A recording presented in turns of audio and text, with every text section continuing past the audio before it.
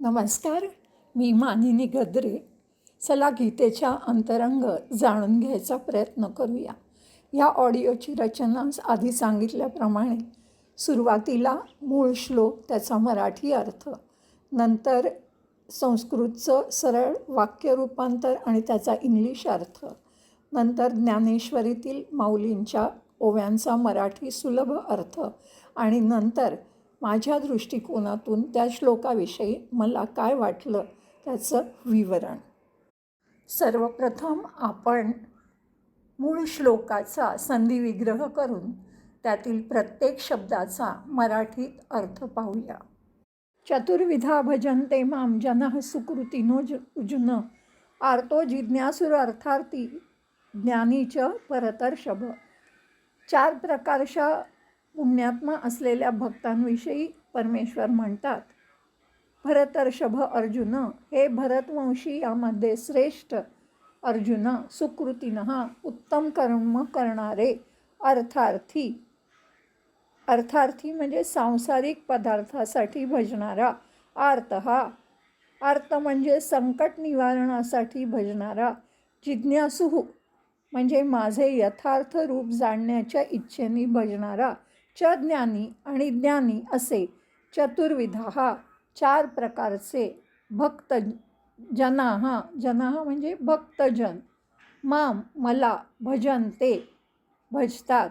आता आपल्याला इथे दिसतं की संकट निवारणासाठी मध्ये द्रौपदीने सुद्धा देवाचा धावा केला होता, गजेंद्रांनी परमेश्वराचा धावा केला होता.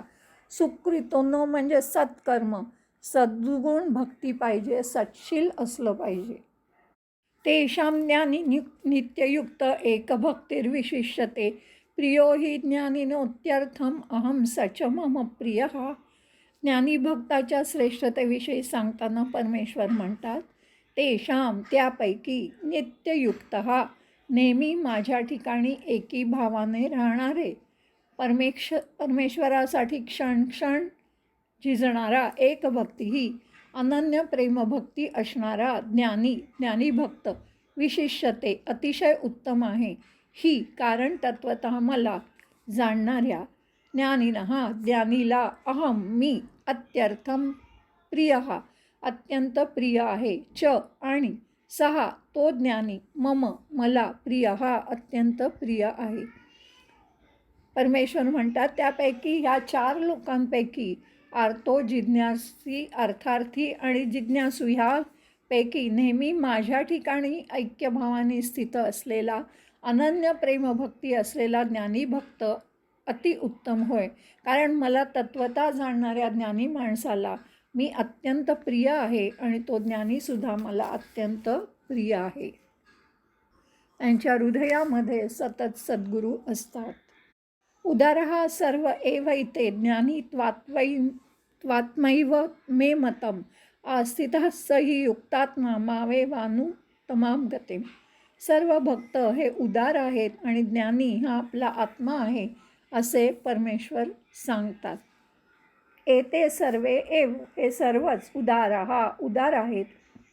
तू परंतु ज्ञानी हा तर आत्मा एव साक्षात माझे स्वरूपच आहे, मे मतम असं माझं मत आहे, ही कारण सयुक्तात्मा तो माझ्या ठिकाणी मन आणि बुद्धी असणारा असा ज्ञानी भक्त, की म्हणजे जो माझ्याशी जोडला गेला आहे, अनुत्तमाम अतिशय उत्तम, गतिम गतिस्वरूप अशा, मामेव माझ्या ठिकाणीच आस्थितः चांगल्या प्रकारे स्थित असतो. परमेश्वर म्हणतात हे सर्वच उदार आहेत, परंतु ज्ञानी तर साक्षात माझं स्वरूपच आहे असं माझं मत आहे. कारण तो माझ्या ठिकाणी मन बुद्धी असणारा ज्ञानी भक्त अतिउत्तम गतिस्वरूप अशा माझ्यामध्येच चांगल्या प्रकारे स्थित असतो. माझा आत्मा तो ज्ञानी होतो आणि मी त्याचा देहाशी एकरूप होतो, अभिन्न होऊन जातो. ह्यालाच म्हणतात तत्वतः, तत्वाला जाणणं, ते ज्ञानी भक्त. बहुनाम जन्मनाम अंते ज्ञानवान मां प्रपद्यते वासुदेव सर्वमिती स महात्मा सुदुर्लभः. ज्ञानी भक्त दुर्मिळ असल्याचे सांगताना परमेश्वर म्हणतात, हे अर्जुना, बहुनाम पुष्कळ जन्मनाम जन्मांच्या अंते शेवटच्या जन्मात ज्ञानवान तत्त्वज्ञान प्राप्त करून घेतलेला पुरुष सर्व काही वासुदेव हा वासुदेवच आहे, अर्थात वासुदेवाशिवाय दुसरं काही नाहीच, इति या प्रकारे माम प्रपद्यते मला भजतो, स महात्मा तो महात्मा सुदुर्लभ हा अत्यंत दुर्लभ आहे. थोडक्यात पुष्कळ जन्मांच्या शेवटच्या जन्मात तत्त्वज्ञान झालेला पुरुष सर्व काही वासुदेवच आहे असे समजून मला भजतो, तो महात्मा अत्यंत दुर्मिळ आहे. आता आपण मूळ संस्कृत श्लोकाचं सरळ वाक्यात रूपांतर करूया आणि त्या पूर्ण श्लोकाचा इंग्रजीमध्ये अर्थ पाहूया. भरतर्षभ चतुर्विधाः सुकृतिनः जनाः मां भजन्ते. अर्थः जिज्ञासुः अर्थार्थी च ज्ञानी. 4 kinds of virtuous persons: those in distress, those with curiosity to know, those seeking material gains, and those mature with knowledge worship me. तेषां ज्ञानी युक्तयुक्तः एकभक्तिः विशिष्यते. हि अहं ज्ञानिनः अत्यर्थै प्रियः च सः मम प्रियः. Of these 4 types, the one with knowledge is excellent, as his mind is always tuned to me, that is supreme reality, with one pointed devotion. I am exceedingly dear to him and he to me. सर्व एव एते उदारः तु ज्ञानी मे आत्मा एव मतम्. हि सः युक्तात्मा माम एव अनुत्तमां गतिम् आस्थितः. Exalted indeed are all these, but the knower among them I deem to be my very self. For steadfast in mind, he is lodged in me alone, the supreme goal of all. जन्मनाम अंते ज्ञानवान वासुदेव सर्वमिति मां प्रपद्यते स महात्मः सुदुर्लभः. At the end of many births, the man with knowledge, realizing that Vasudeva alone is the universal existence, becomes one with me. Rare indeed is this great soul. आता आपण याच श्लोकाच्या संदर्भात माऊलींनी ज्ञानेश्वरीमध्ये रचलेला ओव्यांचा सुलभ असा मराठीत अर्थ समजून घेऊया. नमाम दुष्कृतिनो मूढाः प्रपद्यन्ते नराधमाः मायया अपहृतज्ञान आसुरं भावमाश्रिताः. चतुर्विधा भजन्ते मां जना सुकृतिर्नोर्जुन. आर्तो जिज्ञासुरर्थार्थी ज्ञानी च भरतर्षभ. पार्था, असे माझे भक्त खूप विरळ आहेत आणि दुसरे जे खूप लोक आहेत त्यांना जणू अहंकाराचं अहंतेचं भूत लागलेलं असतं, भूत त्यांच्यावर स्वार झालेलं असतं. म्हणूनच त्यांना आत्मज्ञान मिळत नाही, स्वरूपाचं त्यांना विस्मरण झालेलं असतं. नियमांच्या वस्त्राचं सुद्धा भान त्यांना त्यावेळेला नसतं. ते निर्लज्ज झालेले असतात आणि पुढे होणारी अधोगती त्यांना जाणवतसुद्धा नाही. वेदांनी जे करू नये सांगितलेलं असतं ते करत ते मनास वाटेल तसं वागत असतात. ज्या कार्यासाठी ह्या देहामध्ये ते आलेत ते कार्य पूर्णतः सोडून इंद्रियग्रामाच्या राजमार्गावर ते कामक्रोधाच्या मागे लागतात आणि अहम आणि ममत्वाची व्यर्थ बडबड उदंड चालवत राहतात. दुःख शोक हे सतत त्यांच्यावर आघात करतात. तरी त्याची खंतसुद्धा त्यांना मनात वाटत नाही. कारण हे का सांगतोय तर ते मायेने ग्रासलेले लोक असतात म्हणून ते सर्वतः मला मुकतात.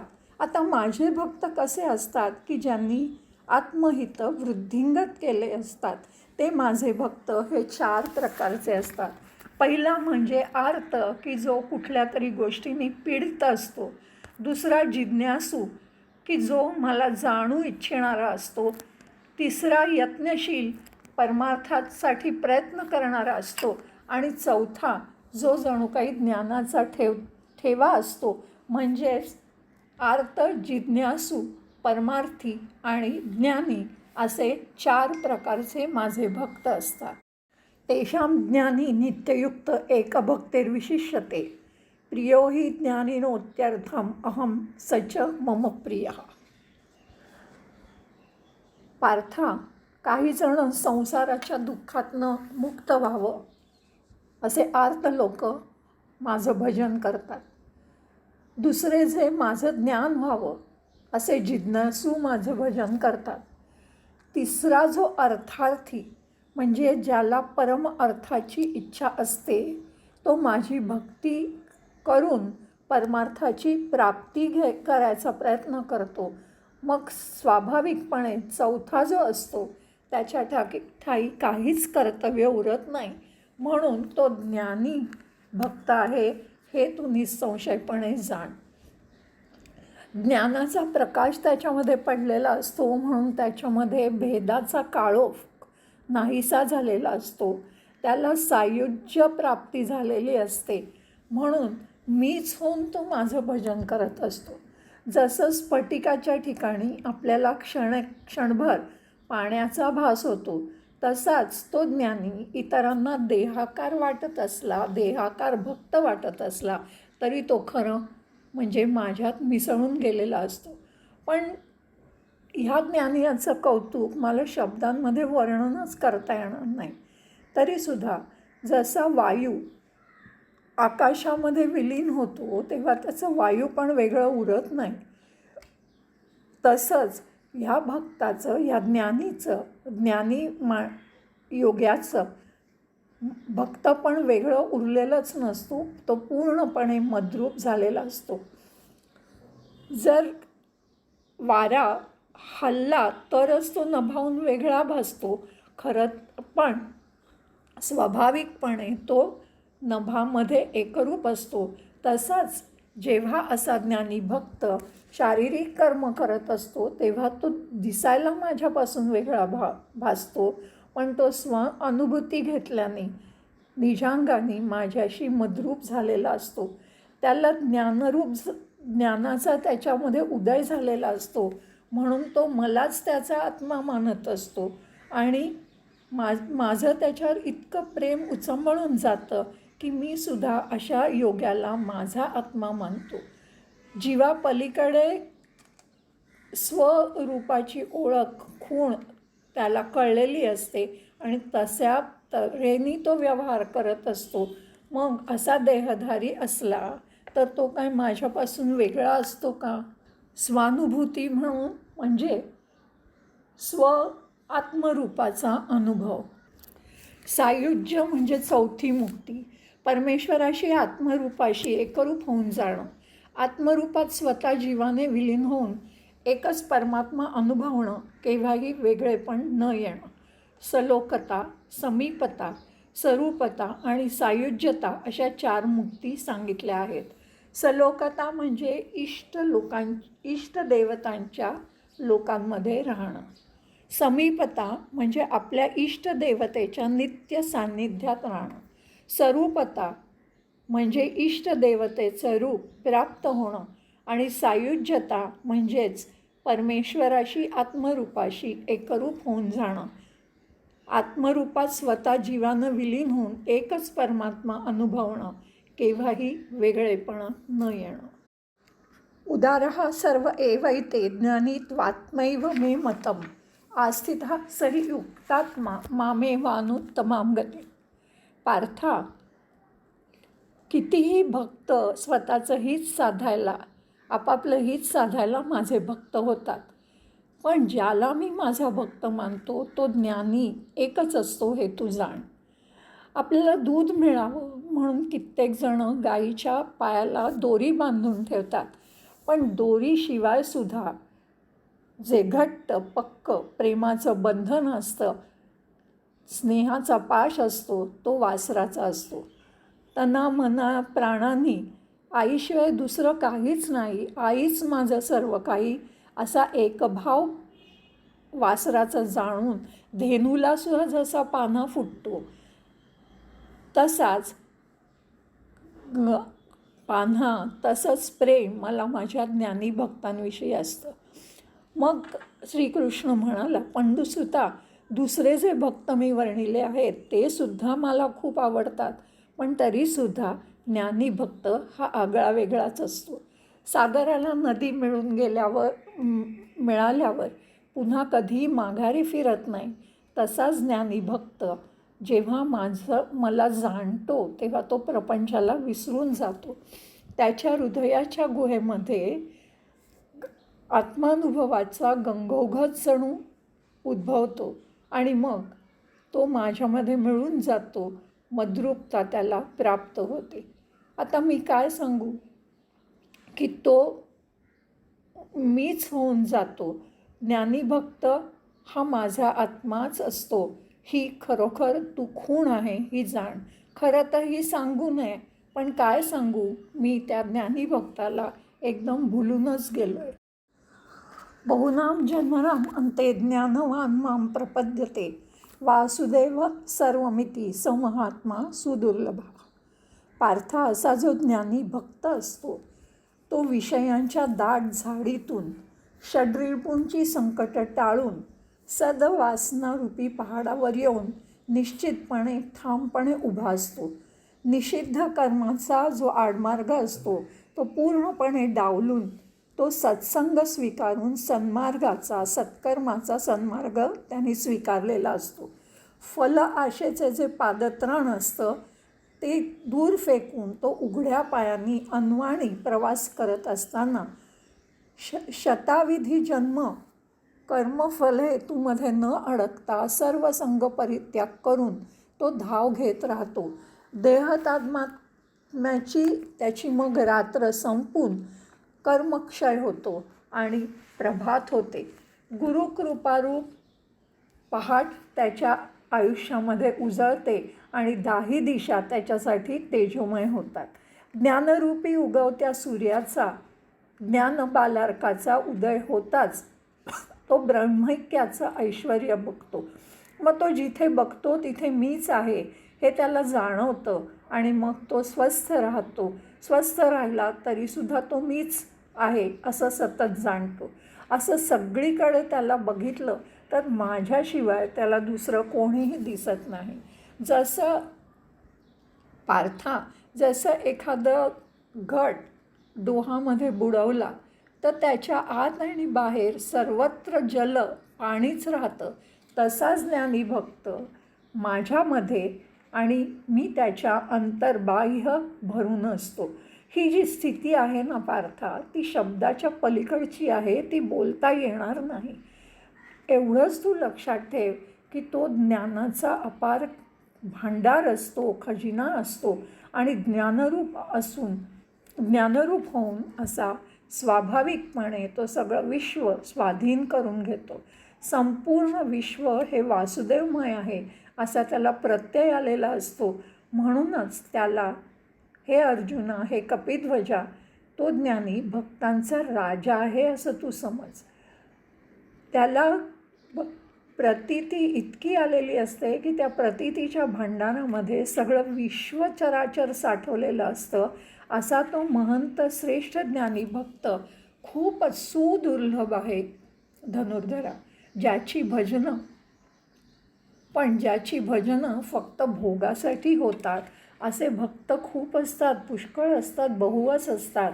पण त्यांना सतत ते आशा करत राहिल्यामुळे नेत्ररोग झालेला असतो. आशारूप नेत्ररोग होऊन त्यांच्या दृष्टीला मंदता आलेली असते आणि त्यामुळे ते मला नीट जाणू शकत नाहीत, पाहू शकत नाहीत.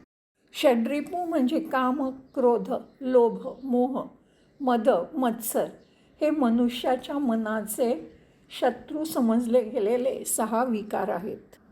कर्मफल हेतू म्हणजे कर्माचं फळ मिळावं ही इच्छा. सामान्यतः मनुष्य कोणतंही धार्मिक किंवा व्यावहारिक कर्म करताना ते मी करत आहे असा प्रकट किंवा सुप्त अभिमान बाळगतो आणि त्याबरोबरच ह्या कर्माचे अमुक एक फळ मला मिळेल असा विचार सतत करत असतो आणि ह्याच 2 गोष्टींमुळे कर्मचक्रात गुंतला जातो, मोकळा होऊ शकत नाही. तसेच ह्या दोन विचारात जी मानसिक शक्ती अकारण खर्च होते त्याचा परिणाम असा होतो की ते कर्म व्हावं तितकं उत्कृष्ट होत नाही. ह्यासाठी कर्तृत्व, अभिमान आणि फलाशा ही बाजूला टाकून कर्तव्यनिष्ठेने स्वकर्म करावं असा भगवंताचा उपदेश आहे. कर्मक्षय म्हणजे प्रारब्ध, संचित आणि क्रियमाण अशा सर्व कर्मांचा नाश. प्रारब्ध म्हणजे आरंभलेलं ज्या पूर्वजन्मीच्या कर्माचा परिणाम म्हणून चालू देह आणि चालू परिस्थिती ही मिळाली, तो चालू देह आणि तो कर्मांचा समुदाय यालाच सामान्य भाषेत दैव म्हटलं जातं. प्राक्तन किंवा पूर्वकर्म किंवा प्रारब्ध. दुसरं आहे संचित म्हणजे साठवलेलं अनेक जन्मातील कर्माच्या संस्कारांचा साठा की ज्यातून पुन्हा पुन्हा निरनिराळ्या वासना उद्भवून अनेक कर्म, त्यातून अनेक फळं आणि अनेक संस्कार असं कर्मचक्र चालू राहतं, त्याला म्हणतात संचित. तिसरं म्हणजे क्रियमाण. चालू क्रिया, चालू जन्मात जी बरी वाईट कर्म काया वाचा मनाने होतात ती आणि त्याचे परिणाम आणि संस्कार. ह्या 3 प्रकारच्या कर्मबंधनांनी प्रत्येक जीव बांधलेला आहे. कर्मयोगानी म्हणजे कर्तेपणाचा अभिमान आणि फलाची हाव सोडून कर्म केल्याने क्रियमाणाच्या बंधनातून ईश्वर चिंतनात भोगून शांतपणे सहन करून प्रारब्धातून आणि ईश्वर स्वरूपात आत्मस्वरूपात विलीन होऊन संचितातून म्हणजेच सर्वच कर्मबंधनातून सुटायचं असतं. कपिध्वज म्हणजे कपी ज्याच्या ध्वजावर आहे तो म्हणजे अर्जुन. मारुती ध्वजस्तंभी बैसला असे कपिध्वज यमुनेच्या काठी चिरंजीव अशा हनुमंताशी एकदा अर्जुनाची गाठ पडली असता राम अवतारातील सेतुबंधांविषयी गोष्टी निघाल्या. अर्जुन मारुतीला म्हणाला, लंकेत जाण्यासाठी बाणांचा सेतू बांधण्याचं सोडून मी पाषाणांचा सेतू बांधायला सायास कशाला केला? मारुतीराय गर्वाने म्हणाले, वानरसेनेच्या दणक्यांनी बाणांचा सेतू मोडून गेला असता. पाहिजे तर तू यमुनेवर बाणांचा सेतू बांध, मी एकटाच तो मोडून दाखवतो.